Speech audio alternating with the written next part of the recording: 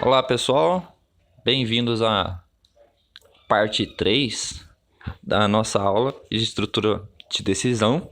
A primeira parte foi um pouquinho sobre dentação e debug lá, a gente consegue procurar os erros. A primeira parte a gente viu um pouquinho ali do if, mas só por alto mesmo.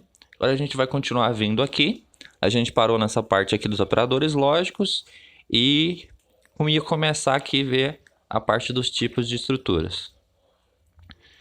Relembrando aí, a gente utiliza o se, nosso if lá, para fazer os testes. Por exemplo, se eu tiver R$ 20 sobrando, então eu irei ao cinema. O mesmo lá para os ovos.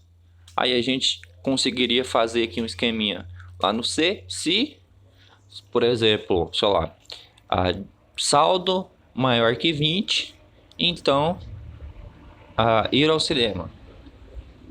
E fim do se aqui. Ou aqui dos ovos, se o mercado tiver ovos, traga 6, no caso 6 litros de leite lá. Aqui a gente tem a estrutura simples do if condição lá dentro e as instruções lá para baixo do bloco de código aqui para baixo. Nesse caso aqui instrui para o nosso programa fazer os testes simples lá. A instrução ou instruções aqui executada vai ser verificada e vai ser executada essa instrução se a condição for verdadeira, como a gente viu lá dentro. É importante colocar o ponto e vírgula dentro lá do nosso código. Quando tiver apenas uma instrução, o uso daquelas chaves aqui que abre e fecha é opcional, mas apenas e exclusivamente se tiver uma instrução. Se tiver duas, é obrigatório colocar ali. Aqui, por exemplo, é obrigatório colocar abre e fecha chaves cá embaixo. Se fosse só a instrução 1, seria obrigado a colocar. Não era obrigado a colocar se a gente tiver só a instrução 1. Nas outros casos é obrigatório. Tem a escolha de qual modo você vai indentar. Tem um pessoal que prefere esse modo, colocando a chave lá no finalzinho do teste. E outras pessoas preferem colocar aqui no início essa primeira chave e a outra acaba ficando igual do modo anterior. Eu prefiro esse primeiro modo aqui. A minha ideia é que o código fique mais resumido, digamos assim. Quantas linhas menor aqui, quantas linhas tiver a menos no meu código, melhor. Por isso eu prefiro esse primeiro aqui, que eu acabo, digamos, economizando essa linha que ficaria aqui só com abre chaves. Aqui a gente tem um erro comum de teste aí do if. Eu tenho dois valores, peço para o usuário ali digitar os dois valores, coloco eles lá em número e den, que seria denominador, testo se o denominador é maior que zero e dou um printf. A divisão pode ser feita. Beleza. Aí na segunda linha, faço a divisão e imprimo para o usuário. Depois eu tenho um system pause e um return. Vocês conseguem encontrar o erro aí?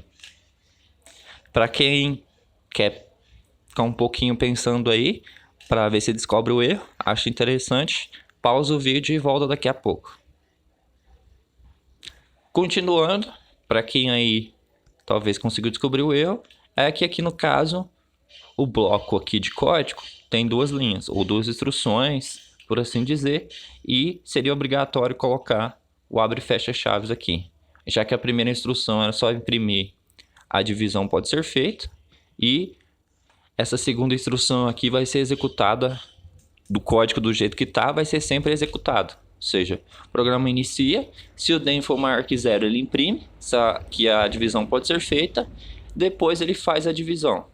E se o den aqui, que seria o denominador, for menor que zero ou igual a zero, ele vai executar a divisão de todo jeito. Fica aí como dever de casa, para quem quiser brincar um pouquinho, executar esse código aqui, colocando o denominador igual a zero e testando para ver se vai funcionar ou se vai dar erro no meio. No caso, colocando com zero, ele vai executar. Não vai executar, imprimir isso aqui, a divisão pode ser feita, mas vai dar erro na hora que tentar fazer essa divisão aqui. Aqui seria o correto, a gente colocando as chaves, e com isso ele executaria essas duas instruções aqui, apenas se o den ali for maior que zero. Que no caso eu poderia trocar aqui, em vez de ser maior que 0, para fazer diferente de 0. Que, por exemplo, poderia fazer uma divisão aqui de 4 dividido por menos 2. Aqui a gente tem outro erro comum, que no caso ele digita a nota e vai fazer um teste se a nota ali é falsa ou se a nota é verdadeira. É aquele esquema do ou lá, que a gente tem que... É importante analisar direitinho se o ou vai funcionar nesse caso. Aqui, por exemplo, ele pegou a nota e guardou em nota, nessa variável chamada nota, que é do tipo float. Beleza. Só que aqui no teste, tá, nota menor que 0. Se a nota for menor que 0, ele já entra aqui e imprime nota inválida. Ou se a nota for maior que ali, no caso, maior que 100, ele imprime que a nota é inválida. Qual erro aí a gente pode encontrar? Se a nota for 15, por exemplo, nota 15, nota, nesse caso aqui, nota é menor que 0? Não, beleza. Então é verdadeira. E ele pode imprimir aqui o nosso nota inválida. Ou melhor, nota aqui é menor que 15 é falso. Ele seria fazer o else. Só que se eu colocar uma nota 99, por exemplo, ele conseguia entrar. Se eu colocasse uma nota 101, por exemplo aqui, nota menor que 0, 15, iria passar, não ia executar. Se eu colocasse nota 101, por exemplo, nota 101, ele vai testar. Nota é menor que 0? Não. Nota é maior que 100? Sim. Então, falso e verdadeiro imprime nota inválida. Beleza? Aqui no caso, um segundo erro comum é na hora de colocar ali no finalzinho, olha lá, ó. Notaram a diferença? Aqui, se eu colocar desse modo aqui, ele faz o teste, ponto e vírgula. Aqui ficaria a nossa instrução. Por isso que eu não estava encontrando erro. Porque aparentemente não tem erro, está funcionando os testes. Só que tem um ponto e vírgula aqui, ó.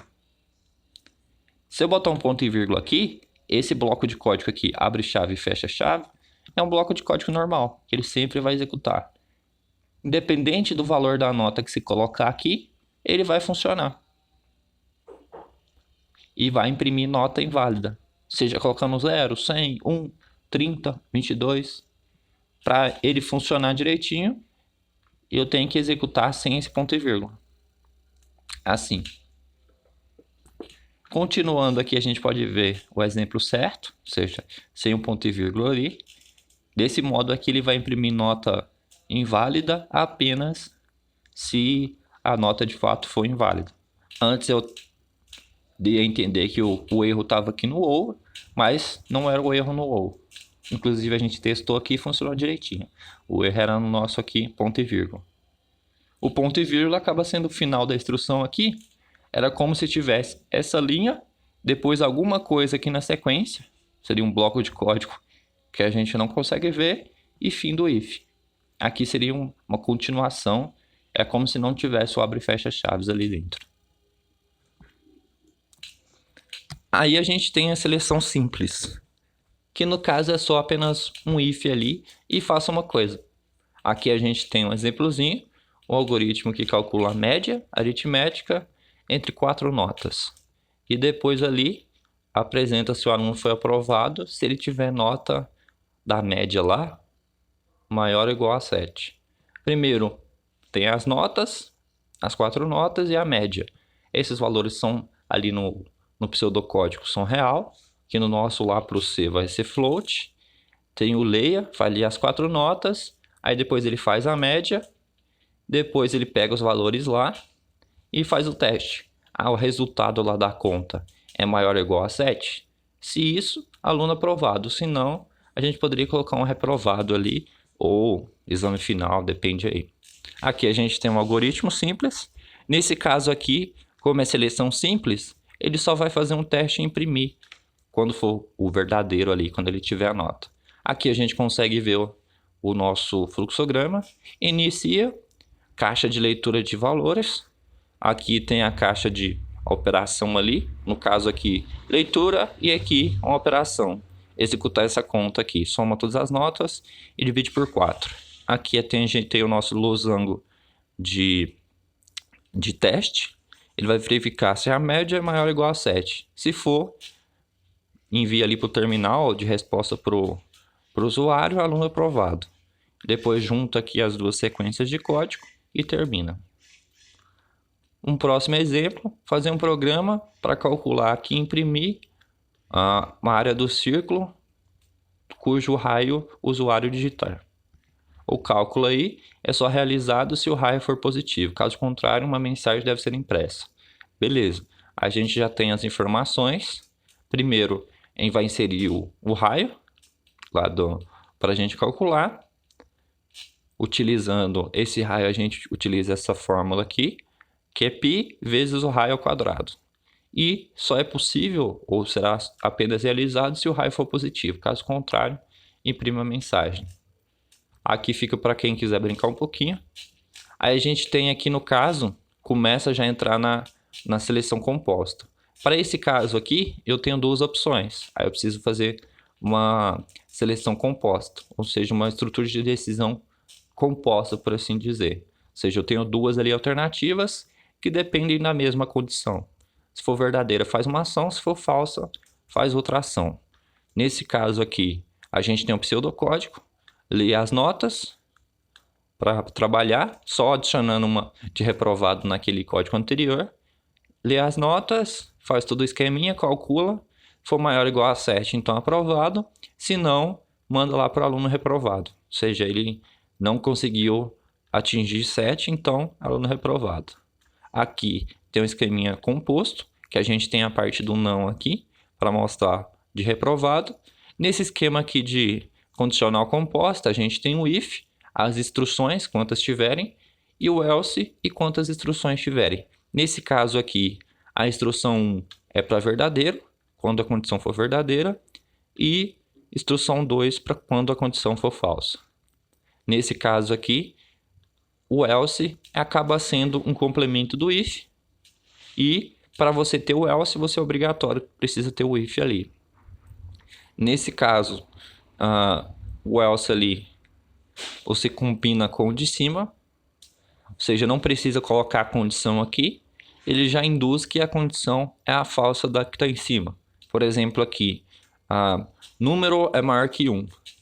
Se ele for maior que 1, ele vai entrar. Se não, é o oposto do que tiver aqui em cima. Quando ele não entrar aqui em cima, ele vai para o else. Ou seja, ali o complemento, quando não entrar na primeira, vai para a segunda. Aqui a gente tem para mais de uma, quando tiver mais de uma instrução, coloca as chaves. Porventura aí, ou para a maioria das vezes, coloque as chaves. E no finalzinho lá, quando tiver revisando o seu código, se tiver certeza, ou é bem certo de um certo if, ou alguns ifs lá que você estiver fazendo, if else, tiver apenas uma instrução dentro, aí talvez pode achar interessante tirar as chaves aqui para economizar um pouco de espaço no seu código. Aqui a gente tem um exemplo. Você pode fazer no esquema de colocar no final. Eu prefiro esse modo aqui, ou o modo que muitos preferem também, de colocar a chave bem no início aqui. Aí a gente tem esse comando if else. Se porventura você não colocar as chaves, o if ali vai pegar o mais próximo, ou melhor, se você não colocar as chaves no if else, o else lá vai buscar o if mais próximo, que estiver mais próximo dele. Por exemplo, aqui a gente tem if num maior que 0 e if num mod 2 igual a 0. Aqui a gente pode analisar, digite um número, pega o número, coloca em 1, faz esses dois testes, se ele passar nesses dois, imprime. O número digitado é positivo e par, beleza. Aí tem um else, número digitado é nulo ou negativo. Como o else está aqui, ele vai verificar e se agrupar ao if anterior. Então, ele não vai se agrupar no azulzinho lá em cima. Ele vai se agrupar no verde e com isso ele vai dar a mensagem que o número digitado é nulo ou negativo. Que no caso aqui, a gente garantiu lá em cima, por assim dizer, já que ele está associando ao if verde, que o número é maior que 0. Se eu quiser que ele fique associado ao if lá de cima, eu tenho que colocar chaves. Iniciando esse bloco e terminando o bloco aqui. Agora sim, agora ele está associado ao bloco lá de cima. Já que esse bloco de código aqui dentro tem mais de uma linha. Ou seja, ele tem uma linha do if e uma linha do printf. Se eu tivesse apenas um if, aí eu não precisaria. Ou se eu tivesse apenas uma linha de código aqui. Mas como eu tenho dois ifs e eu quero que esse else aqui se associe ao if lá de cima, eu tenho que abrir o bloco de código aqui e fechar ele aqui, já que ele se associa ao bloco de código mais perto que ele tiver. Agora sim, ele vai imprimir essa mensagem aqui apenas quando o número digitado lá for igual a 0 ou menor que isso. Certo? Aqui a gente tem mais um exemplo. No caso, começou todo o esquema de execução ali, imprimiu o valor com 0 lá e terminou.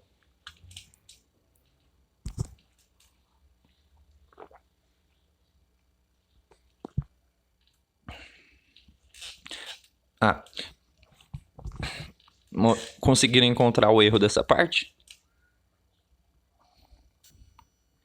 O erro dessa parte está no igual aqui. Esse igual de atribuição, em vez de ser um igual de comparação. É muito comum ocorrer esse erro aqui, de colocar um igual só, para fazer o esquema de tentar comparar. Mas você está atribuindo esse igual sozinho é de atribuição, em vez de comparação. Beleza. Aí, só relembrando, fique atento aí ao uso dos operadores corretos, no caso ali de atribuição, se você precisa, quando precisa colocar chaves ou não. Porventura das vezes, sempre coloque o uso do ponto e vírgula no final e das duas chaves lá. Sempre use elas para evitar qualquer erro aí de ponto e vírgula no final. Ou melhor, de bloco de código ali, você esquecer e acabar executando o que não devia se não colocar as chaves. A gente tem um if rápido, por assim dizer, que é o condicionador ternário. É um operador ali que equivale a um if-else, só que bem rápido. Ou seja, a gente não precisa criar aqueles blocos de código para trabalhar com ele. Ele apresenta aí uma forma compacta e simples de trabalhar. A gente tem a condição, ou interrogação, que seria o se, e dois pontos ali, condição, interrogação, que seria o teste ali, para a gente verificar. Se for verdadeiro, ele faz a primeira coisa, se não, ele faz a segunda expressão, para a gente trabalhar.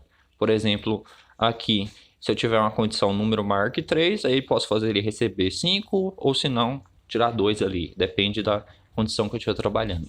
Só lembrar que tem condição, interrogação, primeira expressão, que se ela for verdadeira, e a segunda ali, se for falsa. Aqui verdadeira, entenda como não zero, ou seja, o resultado for maior que 0. Aqui, colocando se condição, então isso, se não, esse outro carinha ali, o segundo. Aqui a gente tem um exemplo, utilizando inicialmente if-else, ou seja, se o número n1 for maior que n2, maior vai ser n1. Pelo contrário, aqui no se não, o número maior vai receber n2. A gente poderia alterar isso aqui, utilizando apenas esse carinha aqui. Vamos só voltar. Ó, if n1 maior que n2, maior vai receber n1. No else, maior vai receber n2. A gente pode trocar esse bloco de código todo aí por apenas esse carinha aqui. Maior vai receber o testezinho. n1 é maior que n2. Aí tem que verificar em função do que o usuário digitou. A interrogação para pegar os valores. Se for, no caso, isso aqui der verdadeiro, maior vai receber n1. Se não, vai receber n2. Isso tudo em uma linha só, em vez de precisar aqui a gente fazer essas 4 linhas. É claro que esse aqui acaba sendo mais, talvez intuitivo, mais fácil, mas dependendo do que você for fazer, esse aqui acaba sendo interessante ou bem mais rápido ali de se trabalhar. É interessante aí depois vocês darem uma olhada e fazer um testezinho com esse carinha aqui para ver se ele vai funcionar de fato. A gente economiza em muitas coisas. Por exemplo, aqui eu poderia fazer esse esqueminha aqui dele dos dois valores e economizar lá e colocar tudo em uma linha também. No caso aqui, teste lá, n% 2 igual a 0. Primeira parte, printf par, printf ímpar. Com isso, eu vou ter duas linhas. Aqui no caso eu tinha 1, 2, 3, 4 linhas. E vou economizar aqui com duas linhas. Eu começo a imprimir printf número E, aí deixo espaço para o próximo printf que vier. Aí eu faço o teste. n%2 é igual a 0, ou seja, o número lá, a divisão, o resto da divisão é igual a 0. Se sim, quer dizer que ele é par. Então, vai imprimir aqui par e vai combinar com o de cima e vai ficar, o número é par. Se não, no caso, o resto da divisão é 1, ele vai vir e imprimir ímpar. Beleza? Nesse esqueminha a gente pode voltar lá naquela seleção do exemplo de calcular o raio. Área π r ao quadrado. A gente tem uma seleção composta daquele carinha e tem a seleção encadeada. A simples é aquela de um só, a composta a gente tem dois e a encadeada a gente vai colocando vários ali em sequência, compostas por assim dizer, uma dentro da outra. A gente utiliza, aqui pode chamar de encadeada ou aninhada, quando você faz vários ali, uma dentro da outra. Uma sequência, por exemplo aqui, primeira condição e beleza, funcionou nessa aqui. Se essa condição se aceita, ele vai executar esse bloco aqui. Se essa condição falhar, ele pula para esse bloco de baixo. Por exemplo, eu posso dar verdadeiro na condição 1, verdadeiro na condição 2. Aí ele executa essa aqui, essa parte aqui. Ou ele pode dar verdadeiro na instrução 1, falhar na instrução 2 e dar verdadeiro na condição 3. Aí ele executa esse bloco aqui. Ou ele pode dar verdadeiro na primeira, nessa condição 1 aqui, falhar na segunda, então ele vai executar esse bloco aqui. Falhar na terceira, aí ele ficou com esse bloco aqui. Falhar na quarta e ele executa esse bloco aqui embaixo. Ou seja, vai fazendo um esquema aí aninhado ou encadeado, seria mais ou menos um esquema de uma escada mesmo, ou de uma sequência aí para você seguir de valores. Ou seja, tenho vários aqui para executar e ele vai cortando ali, facilitando a vida do programa. Pensa, por exemplo, eu tinha vários testes para ser feito, eu desenvolvi ele de modo que, se ele entrar na condição 1, já limpou aí metade dos valores das condições ou coisas para testar, por assim dizer. Ele não vai precisar testar a condição 5 se ele entrar na condição 1. Se porventura ele falhar na condição 2, aí ele tem a condição 3 e 4 para talvez conseguir entrar. Mas ele já tirou a 5 aqui. E se porventura ele passar na 1 e passar na 2, já pode executar esse bloco de código. Com o tempo a gente vai desenvolvendo, vai pegando digamos, a manha, o jeito de fazer essas estruturas de seleção ou de decisão encadeada. É claro que você já não pensa nela completa, você vai desenvolvendo ela aos poucos. Faz um primeiro teste, por exemplo, verifica se o número é par. Se o número for par, eu nem verifico, por exemplo, se ele é primo. Eu já jogo aqui embaixo no else se o número não é primo. Aí depois eu testo aqui em cima, no if, se ele é divisível por 2, por exemplo. Se ele for divisível por 2, beleza, ele pode não ser primo. E talvez eu já jogo ele aqui, não é primo. Aí depois eu testo com 3, sei lá. Depende aí do exemplo para a gente trabalhar. Tem várias aí condições. A gente tem um complemento para trabalhar. Quando você quer testar, você tem aí mais de várias, digamos, 3 condições para ser testadas. Inicialmente a gente tem essa aqui, aninhada. Eu tenho if e else. E nesse aqui agora eu tenho if, o else e também um else if. O else if aí seria um meio do caminho, por assim dizer. É um if com condição aqui para ser testada também. Por exemplo, pensa que eu tenho uma entrada e tenho 3 opções ali para trabalhar com ela. Eu estou numa encruzilhada e tenho 3 caminhos para seguir. Aí eu uso if, else if e else. O if, quando for verdadeiro, para a primeira condição. O else if aqui quando eu tiver verdadeiro para essa outra condição, e o else se ele não passar a der false na primeira e der false na segunda, ele pega a terceira ali. Isso é claro que eu posso combinar. Faço um if else else nessa externa, depois faço na interna aqui if e else if quando eu quiser. O bom do else if é que eu posso colocar vários, ou seja, eu não sou obrigado a colocar, por exemplo, só if e else. Eu posso colocar vários else if aqui para testar. Por exemplo, eu posso testar aqui a condição 2, se não for, eu testo a condição 3, testo a condição 4 e assim vai. É claro que se eu colocar vários aqui, else if, cada um ele vai ser testado. Por exemplo, testou a primeira condição, aqui condição 2, falhou, testa a condição 3. Falhou na condição 3, testa a condição 4. Se eu tivesse aqui mais 10 condições e lá embaixo um else, ele ia testar todas para depois pegar o else. Isso acaba, digamos, dependendo do seu código, vou deixar ele um pouquinho lento para testar. E lembrando de colocar o abre e fecha chave em todos aí, para se porventura tiver várias instruções, para ele não executar o bloco de código errado. Pensa, por exemplo, lá na parte da indentação.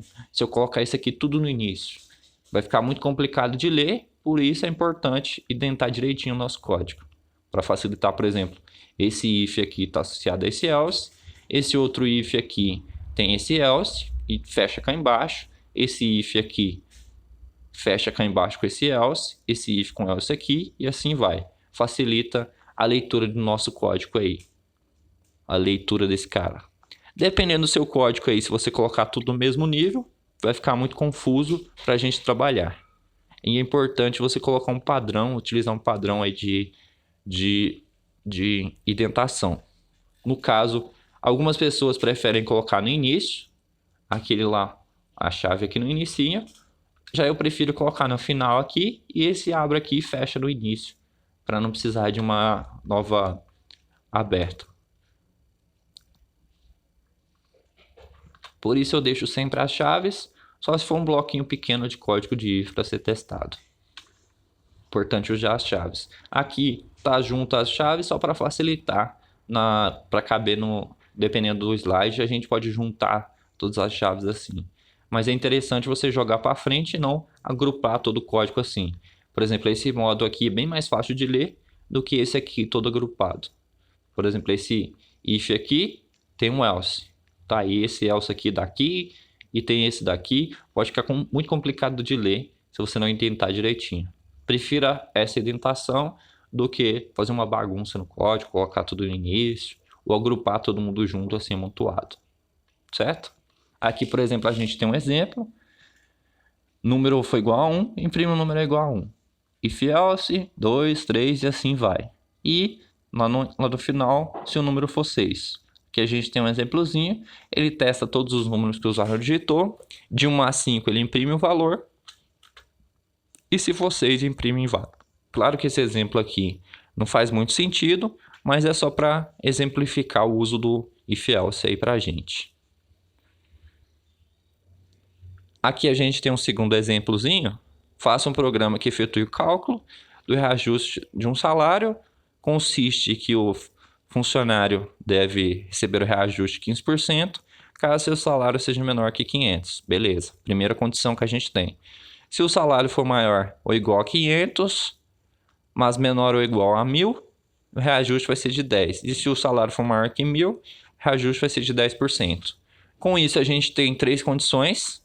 Já pode arrancar, tirar de base aqui 3 condições. Salário menor que 500, o salário final vai ser salário mais 15%. Se o salário for entre 500 e 1.000, reajuste de 10%. Se for maior que 1.000, reajuste 5%. Ou seja, a gente já tem uma análise aí. Aqui a gente consegue ver no fluxograma como fica interessante já essa distribuição dos valores. Aqui início, a caixinha de início e a caixinha de final. Salário inicial, de leitura ali do usuário, aquela caixinha de entrada de valores, o losango aqui de teste, salário menor que 500, ele vem para cá. Se for menor que 500, vem para cá. Novo salário vai ser salário vezes o salário ali, vezes 15 dividido por 100, que no caso vai dar 15% de salário, mais o salário que ele já tem, ou seja, um aumento de 15% e já pode pular lá para o final e aqui imprimir para o usuário, com essa caixinha aqui com uma partezinha um pouquinho menor de cá, uma subidinha, ele imprime um novo salário ou atualiza o salário do usuário. Agora a gente tem um novo teste aqui. Salário é menor ou igual a 1.000? Se for, quer dizer que ele passou aqui. Não, quer dizer que o salário é maior que 500 ou é igual a 500, beleza. E se ele for menor que 1.000 ou igual a 1.000, vai ser aquele 10%. Ou seja, salário vai receber 10% dele mesmo e somar ali e vai vir para essa caixinha aqui que agrupa essas duas soluções, que agrupa com a próxima, que imprime lá no finalzinho o novo salário. E aqui a gente tem o esquema do não, que seria salário acima de 1.000, que no caso vai receber o salário mais 5% aí de aumento, de reajuste para a gente trabalhar. Aqui a gente tem o código, eu tenho float salário e novo salário ali. Nesse caso a gente poderia utilizar apenas uma variável, mas posso colocar duas ali para facilitar o entendimento. Recebo o salário no scanf, lá %F, lembrando que é float, e coloco lá no endereço do salário. Beleza. Primeiro teste, o salário é menor que 500? Se for menor que 500, então o reajuste é de 15%. A gente pode voltar aqui, ou seja, considere que deverá receber ajuste se for menor que 500. Ou seja, até 499 recebe 15%. 500 ou mais é 10%. A gente pode ver aqui, ou seja, menor que 500, novo salário vai receber o salário vezes 15 barra 100 ali, que seria o mesmo de multiplicar o salário vezes 0,15 para dar os 15%. Beleza. Se ele vier aqui para o else, quer dizer que o salário é 500 ou mais. Aí eu tenho um segundo teste aqui dentro para verificar o meu salário.